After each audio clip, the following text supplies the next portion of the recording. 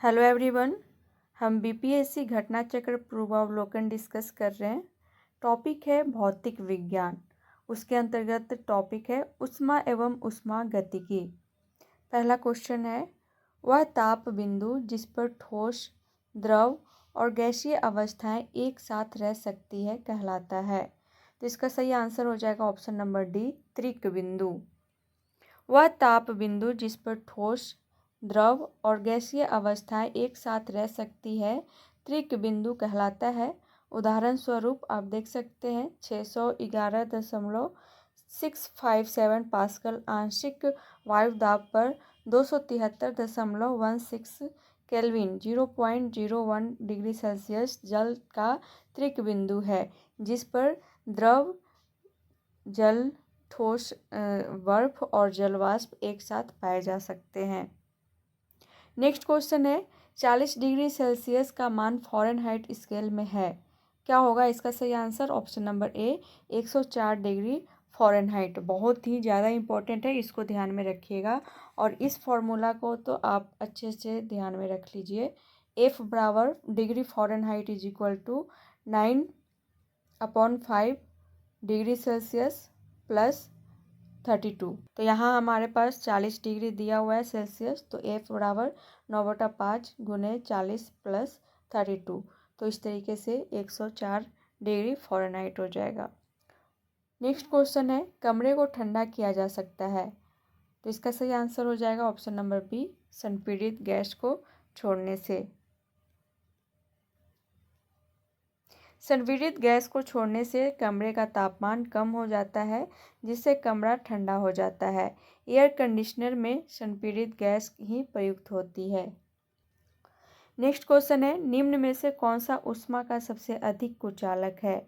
Option है तांबा, option B है सीसा, ऑप्शन सी है पारा, ऑप्शन डी है जस्ता, ऑप्शन ए उपयुक्त में से कोई नहीं या उपयुक्त में से एक से अधिक।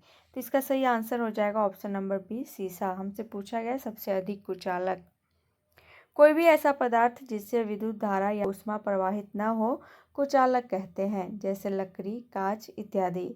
सभी धातुएं ऊष्मा की चालक होती है, लेकिन अन्य धातुओं की तुलना में लेड एवं पारा की ऊष्मा चालकता कम होती है। नेक्स्ट क्वेश्चन है, 100 डिग्री सेल्सियस ताप पर वायु में जलने की तुलना में 100 डिग्री सेल्सियस पर स्थित वाष्प में जलना क्या होता है? ऑप्शन है ज़्यादा वाष्पीकरण की गुप्त ऊष्मा के कारण कम खतरनाक है, ऑप्शन बी है ज़्यादा वाष्पीकरण की गुप्त ऊष्मा के कारण ज़्यादा खतरनाक है। तो इसका सही आंसर हो जाएगा ऑप्शन नंबर बी। ठीक है, 100 डिग्री सेल्सियस ताप पर वायु में जलने की तुलना में 100 डिग्री सेल्सियस पर स्थित वाष्प में जलना ज़्यादा खतरनाक है, क्योंकि वाष्पीकरण की गुप्त ऊष्मा के कारण ज़्यादा खतरनाक है। किसी पदार्थ की गुप्त ऊष्मा ऊष्मा की वह मान है जो उसके इकाई मात्रा द्वारा अवस्था परिवर्तन के समय अवशोषित की जाती है या मुक्त की जाती है। नेक्स्ट क्वेश्चन है, स्टीम इंजन कैसे चलता है? ऑप्शन है जल से, ऑप्शन बी है ऊष्मा से, ऑप्शन सी है ध्वनि से, ऑप्शन डी है तेल से। तो इसका सही आंसर हो जाएगा ऑप्शन नंबर बी, ऊष्मा से। वाष्प इंजन एक प्रकार का ऊष्मा इंजन है, जिसका उपयोग भाप का उपयोग करके यांत्रिक कार्य करने में किया जाता है। भाप के इंजन अधिकांशतः वायु दहन इंजन होते हैं। भाप इंजन में रैंकिन चक्र का उपयोग किया जाता है। भाप के इंजन का आविष्कार जेम्स वाट ने किया था। नेक्स्ट क्वेश्चन है, वातानुकूलन यंत्र से किस प्रकार ठंडक होती है? तो इसका सही आंसर हो जाएगा ऑप्शन नंबर ए, गैस को दबाने एवं मुक्त करने से। वातानुकूलन यंत्र में सामान्यतः एक वायु शीतक, एयर कूलर तथा एक वायु तापक होता है। वायु तापक संयंत्र वायु के ताप को निश्चित बिंदु से कम होने पर तापन को बढ़ाता है, तथा वायु शीतक यंत्र ताप अधिक होने पर वायु को शीतलन की क्रिया के द्वारा निर्धारित स्तर पर लाता है। वायु शीतक यंत्र संपीड़ित प्रकार का यांत्रिक प्रशीतन एकक होता है। नेक्स्ट क्वेश्चन है, एक पंखा गर्मी के मौसम में आराम की अनुभूति पैदा करता है, क्यों? क्योंकि हमारा पसीना तेजी से वाष्पित हो जाता है। ऑप्शन डी इसका सही आंसर हो जाएगा। गर्मी के मौसम में शरीर से निकलने वाले पसीने के पंखे द्वारा वाष्पीकरण से हमें आराम की अनुभूति होती है। नेक्स्ट क्वेश्चन है, कमरे में रखा रेफ्रिजरेटर का दरवाज़ा खोलकर। ऑप्शन है, आप कमरे को कुछ डिग्री ठंडा कर सकते हैं। ऑप्शन बी है, आप इसको रेफ्रिजरेटर के तापमान तक ठंडा कर सकते हैं।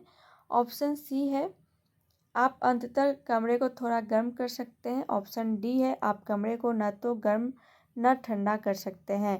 तो इसका सही आंसर हो जाएगा ऑप्शन नंबर सी, आप अंततः कमरे को थोड़ा गर्म कर सकते हैं। कमरे में रखा रेफ्रिजरेटर का दरवाज़ा खोलकर रखने से कमरे का तापमान बढ़ जाता है, फलस्वरूप कमरा थोड़ा सा गर्म हो जाता है।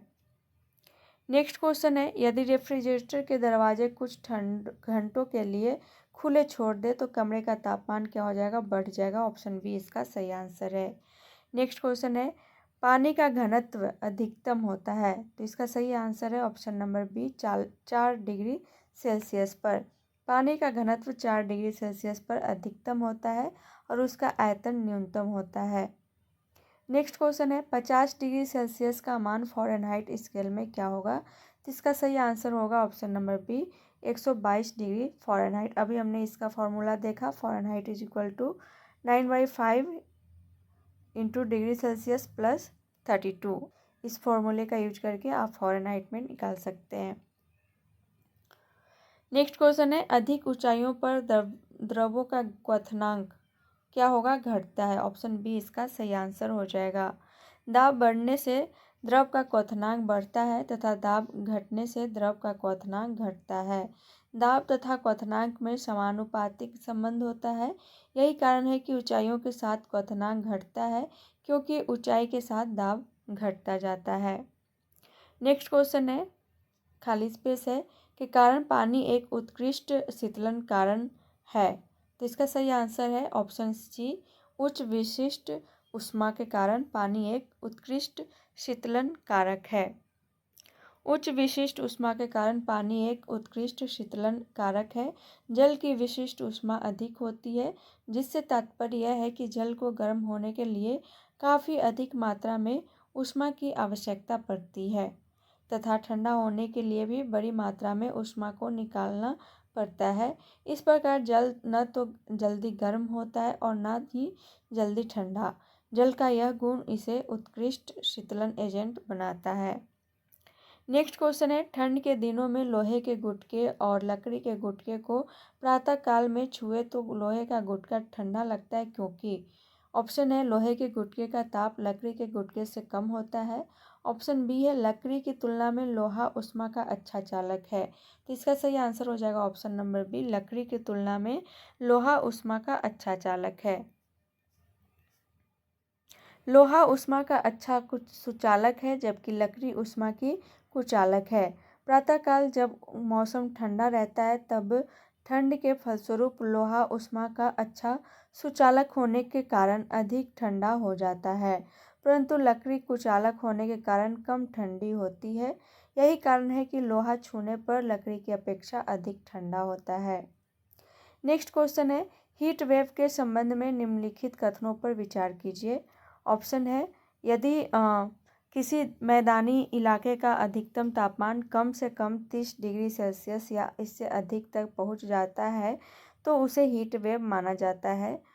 कथन 2 है कि यदि किसी पहाड़ी इलाके का अधिकतम तापमान कम से कम 40 डिग्री सेल्सियस या इससे अधिक तक पहुंच जाता है तो उसे हीट वेव माना जाता है। तो दोनों कथन गलत हो जाएगा और हमसे सही कथन पूछा गया है। तो इसका सही आंसर क्या हो जाएगा, ऑप्शन नंबर डी, न तो 1 न ही 2। गुणात्मक रूप से हीट वेव या लू वायु के तापमान की एक स्थिति है जो मानव शरीर के संपर्क में आने पर उसके लिए घातक सिद्ध हो सकती है। मात्रात्मक रूप से इसे किसी क्षेत्र में वास्तविक तापमान या सामान्य से उसके विचलन के संदर्भ में तापमान सीमा के आधार पर परिभाषित किया जाता है। यदि किसी स्टेशन का अधिकतम तापमान मैदानी क्षेत्रों के लिए कम से कम 40 डिग्री सेल्सियस या अधिक और पहाड़ी क्षेत्रों के लिए कम से कम 30 डिग्री सेल्सियस या अधिक तक पहुंच जाता है तो इस स्थिति को हीट वेव माना जाता है। तो इसको ध्यान में रखिएगा। नेक्स्ट क्वेश्चन है, ऊष्मा स्थानांतरण जिसके लिए किसी माध्यम की आवश्यकता नहीं होती है कहलाता है। तो इसका सही आंसर है ऑप्शन ए विकिरण। ऊष्मा स्थानांतरण के लिए विकिरण विधि में माध्यम की आवश्यकता नहीं होती है।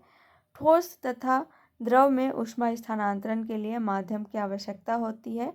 ठोस तथा द्रव में क्रमशः चालन तथा संवहन विधि से ऊष्मा का स्थानांतरण होता है। तो आज के लिए इतना ही, मिलते हैं नेक्स्ट क्लास में नेक्स्ट टॉपिक के साथ। तब तक के लिए thank you so much and all the best.